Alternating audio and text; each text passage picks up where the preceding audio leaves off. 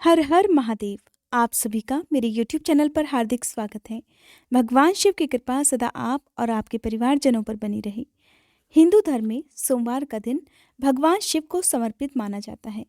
इस दिन बहुत से भक्त भगवान शिव की पूजा करके व्रत भी रखते हैं। सोमवार के दिन प्रदोष काल में पूजा करने से कहा जाता है कि भोलेनाथ जल्दी प्रसन्न होते हैं और जो भी आपकी मनोकामना है उसे वो पूरा करते हैं। भगवान शिव की पूजा करने से जीवन से दुख, रोग, कलह, क्लेश और आर्थिक तंगी दूर हो जाती है। यदि किसी के जीवन में विवाह संबंधी कोई परेशानी हो या लोगों का विवाह होने में कोई समस्या आ रही हो, तो सोमवार का व्रत करके विधिवत पूजा करनी चाहिए। सोमवार के दिन शाम को प्रदोष काल के समय, जो कि सूर्यास्त से 45 मिनट पहले और 45 मिनट बाद का समय माना जाता है, इसी विशेष समय में आप चाहें तो आसपास के मंदिर में जाकर शिवलिंग की पूजा कर सकते हैं या घर पर भी आप पूजा कर सकते हैं। भगवान शिव को गंगा जल से स्नान कराकर आप चंदन का तिलक लगाएं। भांग, धतूरा, बेलपत्र अर्पित करने के साथ ही अखंडित चावल की खीर का भोग भगवान शिव को लगाएं और एक मुट्ठी अखंडित चावल और हरी मूंग भगवान शिव को अर्पित करने से कहा जाता है कि भगवान शिव जीवन में आ रही सारी समस्याओं का समाधान कर देते हैं। और जो भी भक्त सोमवार के व्रत रखता है उन्हें व्रत की कथा अवश्य सुननी चाहिए। आज की इस वीडियो में मैं आपको सुनाने वाली हूँ सोमवार व्रत कथा। आपको मेरे इस चैनल पर हिंदू धर्म में प्रचलित जितने भी व्रत और त्योहार हैं उन सभी की कथाएं भी सुनने को मिलेंगी।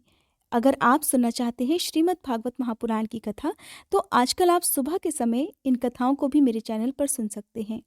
आइए रसपान करते हैं सोमवार व्रत कथा का। व्रत कथा सुनने के बाद कमेंट बॉक्स में भोलेनाथ की जय जरूर लिखिएगा। हे भोलेनाथ, इस कथा को कहने, सुनने और हुंकारा भरने वाले सभी भक्तों के जीवन से हर दुख दूर करना, सभी की मनोकामनाएं पूर्ण करना।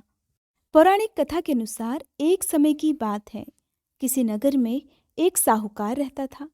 उसके घर में धन की कोई कमी नहीं थी, लेकिन उसकी कोई भी संतान नहीं थी। इस कारण वो बहुत दुखी था। पुत्र प्राप्ति के लिए वो हर सोमवार व्रत भी रखता था और पूरी श्रद्धा के साथ शिव मंदिर जाकर भगवान शिव और माँ पार्वती की पूजा भी किया करता था। उसकी भक्ति देखकर एक दिन माँ पार्वती प्रसन्न हो गई और भगवान शिव से उस साहूकार की मनोकामना पूर्ण करने का आग्रह करने लगी। देवी पार्वती की इच्छा सुनकर भगवान शिव ने कहा कि हे पार्वती, इस संसार में हर प्राणी को उसके कर्मों का फल मिलता है और जिसके भाग्य में जो हो उसे भोगना ही पड़ता है। लेकिन पार्वती जी ने साहूकार की भक्ति का मान रखने के लिए उसकी मनोकामना पूर्ण करने की इच्छा प्रकट की। माता पार्वती के आग्रह पर भगवान शिव ने साहूकार को पुत्र प्राप्ति का वरदान तो दे दिया, लेकिन साथ ही ये भी कह दिया कि उसके बालक की आयु केवल 12 वर्ष की होगी। माता पार्वती और भगवान शिव के बीच इस संवाद को वो साहूकार सुन रहा था।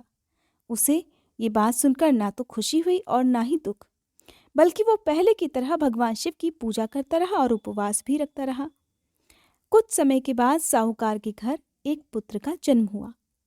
जब वह बालक 11 वर्ष का हुआ तो उसे पढ़ने के लिए काशी भेज दिया गया। साहूकार ने पुत्र के मामा को बुलाकर उसे बहुत सारा धन दिया और कहा कि तुम इस बालक को काशी विद्या प्राप्ति के लिए लेकर जाओ और रास्ते में यज्ञ भी कराते जाना। जहाँ पर भी यज्ञ कराओ वहाँ ब्राह्मणों को भोजन कराते हुए और दक्षिणा देते हुए ही आगे बढ़ना। अब दोनों मामा भांजे इसी तरह यज्ञ कराते और ब्राह्मणों को दान दक्षिणा देते हुए काशी की तरफ चल पड़े।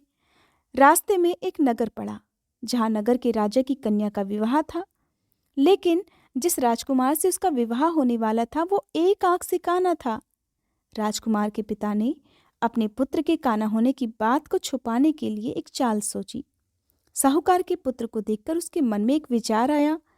उसने सोचा, क्यों न इस लड़के को दूल्हा बनाकर राजकुमारी से विवाह करा दूं। विवाह के बाद इसको धन देकर विदा कर दूंगा और राजकुमारी को अपने नगर ले जाऊंगा।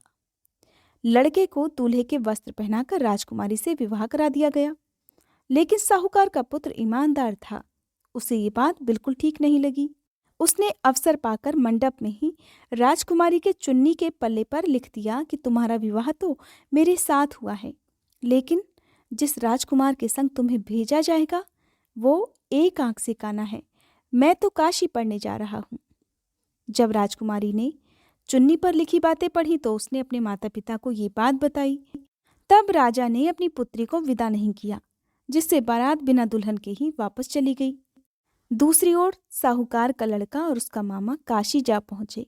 वहां जाकर उन्होंने यज्ञ किया।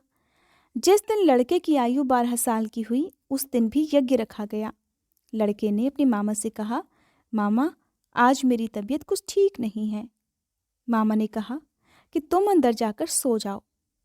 शिव जी के वरदान अनुसार कुछ ही देर में उस बालक के प्राण निकल गए। मृत भांजे को देखकर उसके मामा ने विलाप करना शुरू कर दिया। संयोगवश उसी समय शिव जी और माता पार्वती उधर से जा रहे थे।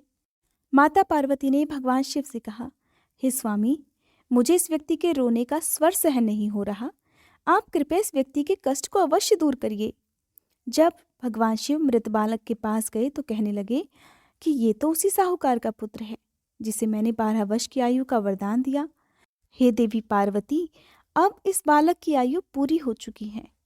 लेकिन ममता से विभोर होकर माता पार्वती जी कहने लगी, हे महादेव, आप तो सभी के दुख दूर करते हैं, अपने भक्तों की मनोकामनाएं पूर्ण करते हैं।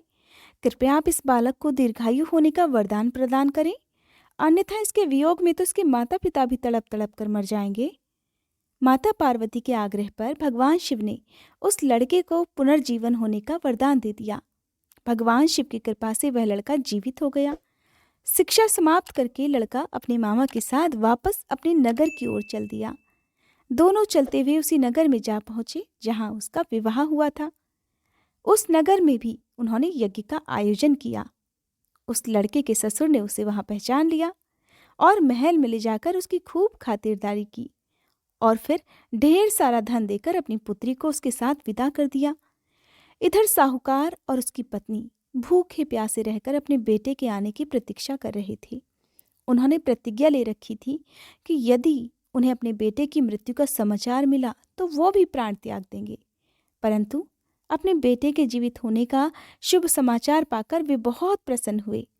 उसी रात को भगवान शिव ने व्यापारी के स्वप्न में आकर कहा, हे श्रेष्ठी, मैंने तेरे सोमवार के व्रत करने और व्रत कथा सुनने से प्रसन्न होकर तेरे पुत्र को लंबी आयु प्रदान की है। और इस प्रकार जो भी भक्त सच्चे मन से सोमवार का व्रत रखता है या इस कथा को सुनता है और पढ़ता है, उसके सभी दुख भगवान शिव दूर कर देते हैं और सभी मनोकामनाएं भी पूर्ण कर देते हैं। हे भोलेनाथ, जिस तरह से आपने साहूकार के दुख को दूर किया, उसी तरह से इस कथा को सुनने वाले सभी भक्तों के दुख दूर करना। भक्तजनों, ये थी सोमवार व्रत कथा। उम्मीद करती हूँ आज की ये वीडियो आपको पसंद आई होगी।